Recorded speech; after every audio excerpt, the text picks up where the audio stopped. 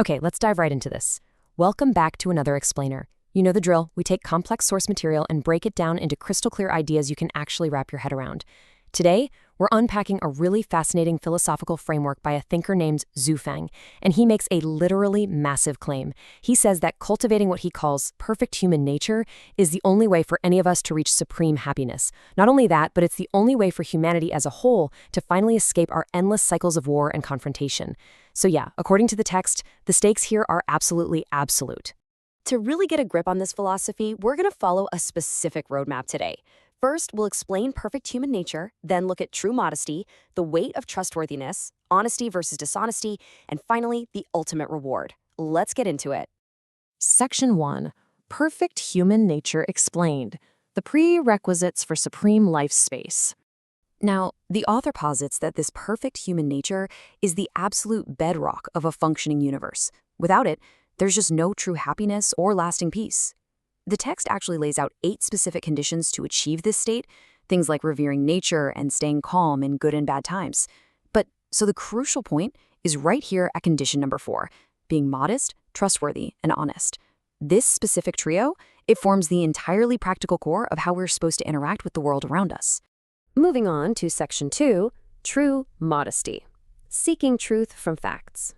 The author actually completely redefines how we usually think about humility. Modesty in this framework isn't about making yourself small or self-deprecation.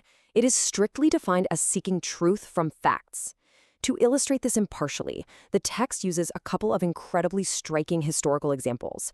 So, if Albert Einstein were to say, "I am one of the greatest scientists and most aren't as good as me," the author argues this is true modesty. Why? Because it's simply a factual statement.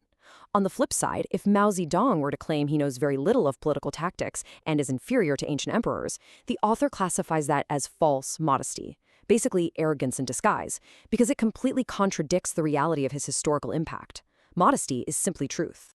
To show us what harmonious modesty really looks like in practice, the text turns to a beautiful personification of nature.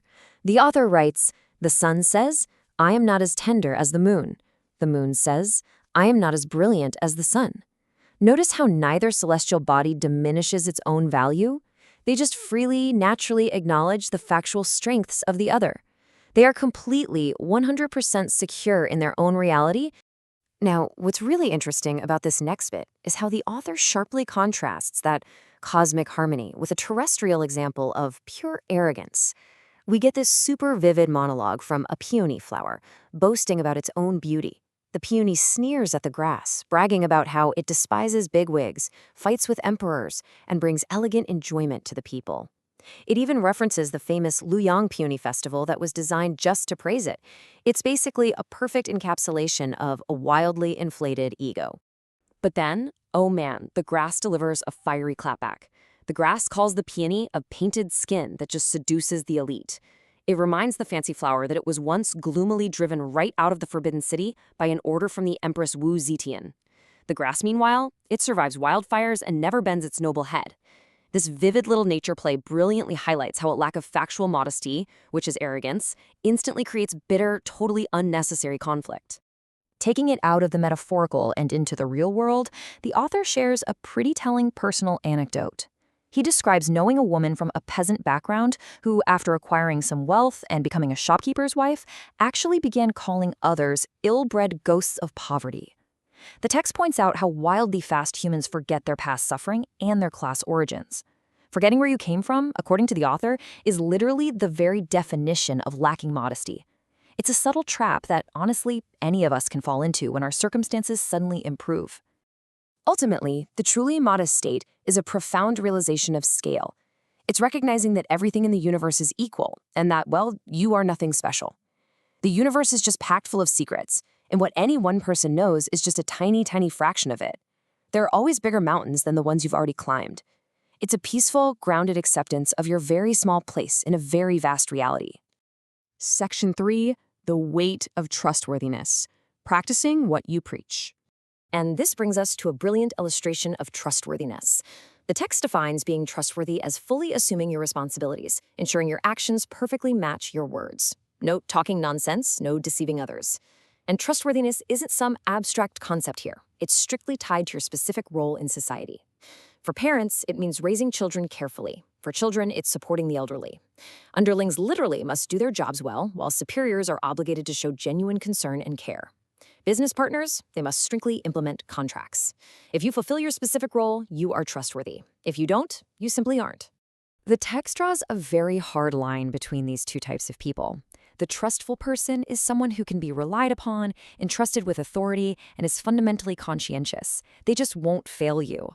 On the flip side, the trustless person is completely unknowable and cannot be entrusted with anything. The author explicitly describes them as dangerous, noting that they actively enjoy quibbling and evading responsibility. Section 4. Honesty versus dishonesty. The human nature versus the cunning beast. The author sets up a stark, almost jarring categorization here. Honesty is true human nature, and simplicity is the nature of substances, but deceit and cunning, those are categorized strictly as the nature of beasts. And he gives us very specific ways to recognize both. Honesty is intensely literal. A deer is a deer, a horse is a horse. Thirsty is thirsty. Incapable means incapable. But dishonesty? That's described through complex, vivid metaphors. It's the true mingled with the false. It's showing one face to God and another face entirely to the devil. It's putting a needle inside cotton. Dishonesty is all about camouflage and misdirection. The text makes a really fascinating observation about human society. It identifies 4 specific arenas: the battlefield, the marketplace, official circles, and the love field, where being honest often equates to outright failure and elimination. However, the author insists that succeeding in these fields through deception is not a sign of human intelligence or wisdom. No way.